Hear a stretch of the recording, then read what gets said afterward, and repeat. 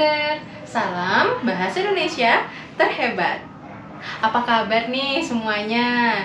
Mudah-mudahan semuanya tambah siap ya untuk menghadapi UTBK dan ujian mandiri.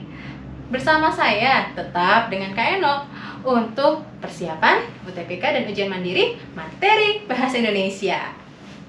Video kali ini kita akan membahas masih satu materi tentang sintaksis atau tata kalimat, tetapi untuk bagian kalimat efektif.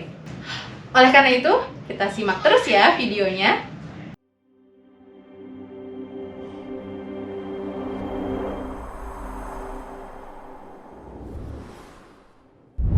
Apa itu kalimat efektif? Kalimat efektif adalah kalimat yang mengandung unsur atau struktur yang baik, utuh, dan tepat, sehingga kalimat tersebut sesuai dengan kaidah bahasa Indonesia. Supaya kalian makin kenal nih dengan kalimat efektif, nah kita bahas dulu ya ciri-ciri kalimat efektif itu. Nah, kalimat efektif mempunyai ciri-ciri. Yang pertama, kalimat tersebut harus hemat kata. Yang dimaksud dengan hemat kata, tidak boros, tidak mubazir, dan tidak terdapat kata-kata yang berulang maksudnya. Yang kedua, bermakna langsung atau jelas. Yang dimaksud di sini, makna dalam kalimat tersebut tidak rancu atau tidak ambigu. Apa itu tidak ambigu? Tidak ambigu itu tidak bermakna lebih dari satu maksud. Yang ketiga, terdapat fungsi subjek dan predikat. Masih ingat di video pembahasan tentang pola kalimat dan inti kalimat bahwa bagian yang terpenting dari suatu kalimat adalah subjek dan predikat. Tentu dalam kalimat yang efektif harus terdapat fungsi subjek dan predikat. Dan yang keempat, tidak terdapat penumpukan subjek dan predikat tanpa dihubungkan oleh konjungsi dalam satu kalimat.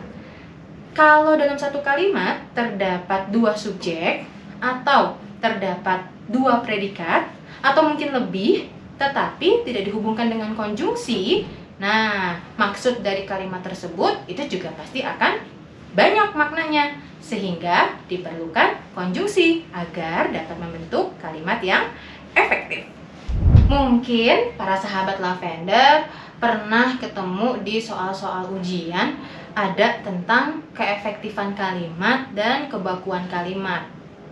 Beda apa sama ya? Nah, ini ada skema tentang penjelasan bagaimana hubungan antara keefektifan kalimat dan kebakuan kalimat.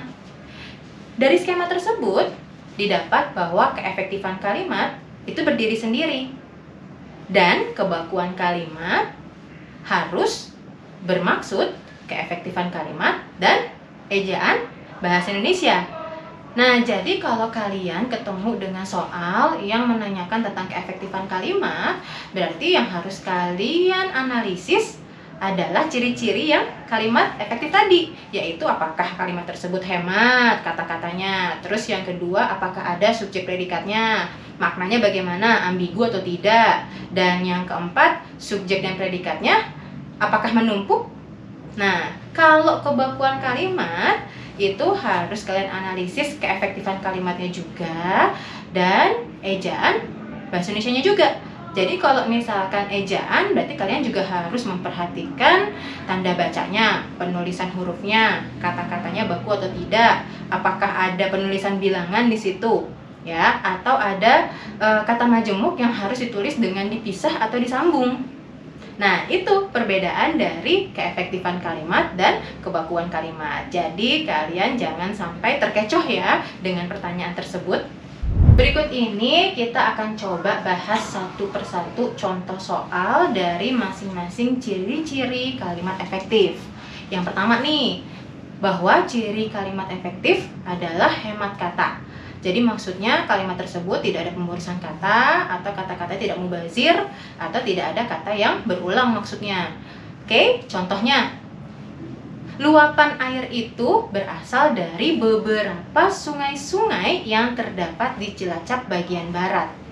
Nah, kita analisis dari kalimat tersebut, didapat ada frasa beberapa sungai-sungai.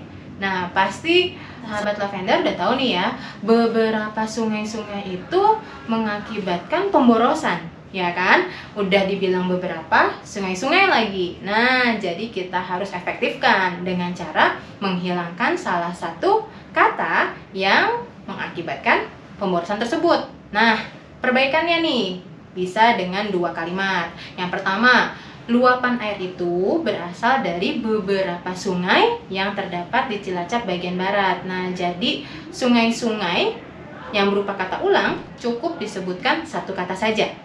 Atau luapan air itu berasal dari sungai-sungai yang terdapat di Cilacap bagian barat. Nah, dari beberapa sungai-sungai, beberapa kita hilangkan sehingga kata ulang sungai-sungai bisa kita gunakan sehingga kalimat tersebut menjadi efektif. Selanjutnya, ciri-ciri yang kedua, yakni kalimat efektif harus bermakna langsung dan jelas sehingga tidak menimbulkan makna yang ambigu atau rancu. Maksudnya tidak menimbulkan makna yang ganda atau maksud yang lebih dari satu. Oke, contohnya nih, mobil Pak Lurah yang baru akan diperbaiki di bengkel. Oke, jika kita membuat logikanya, mobil Pak Lurah yang baru. Yang baru siapanya ya? Atau yang baru apanya ya? Kan gitu ya. Bisa bermakna mobilnya yang baru atau Pak Lurahnya yang baru. Maksudnya Pak Lurahnya yang baru terpilih atau yang baru menjabat. Kan seperti gitu ya. Nah, ini menimbulkan keambiguan makna atau maknanya yang lebih dari satu. Nah, sehingga beberapa orang mungkin akan berpikir berbeda pemaknaannya. Oke, kita perbaiki sahabat lavender. Yang pertama, kita bisa buat bentuk kalimatnya yang baru dengan cara mengubah kata barunya menjadi frasa mobil baru. Mobil baru Pak Lurah akan diperbaiki di bengkel. Jika kalimat tersebut kita ingin memaknai bahwa yang barunya itu mobilnya, ya jadinya mobil baru Pak Lurah akan diperbaiki di bengkel. Atau yang jika kita maksud itu adalah Pak Lurahnya yang baru terpilih atau baru menjabat, nah mobilnya ini kita ubah polanya sehingga didapati kalimat Pak Lurah yang baru akan memperbaiki mobilnya di bengkel. Nah, sehingga kalimat tersebut bisa bermakna bahwa yang baru itu adalah Pak Lurahnya. Pak Lurah yang baru memperbaiki mobilnya, yang di sini maksudnya mobilnya Pak Lurah akan diperbaiki di bengkel. Seperti itu sahabat. Analisis selanjutnya yaitu ciri-ciri kalimat efektif bahwa terdapat fungsi subjek dan predikat. Nah, maksudnya di sini kalimat yang efektif itu tentu subjek dan predikatnya itu harus jelas. Contoh kalimatnya, dalam rapat itu menghasilkan keputusan yang bijak.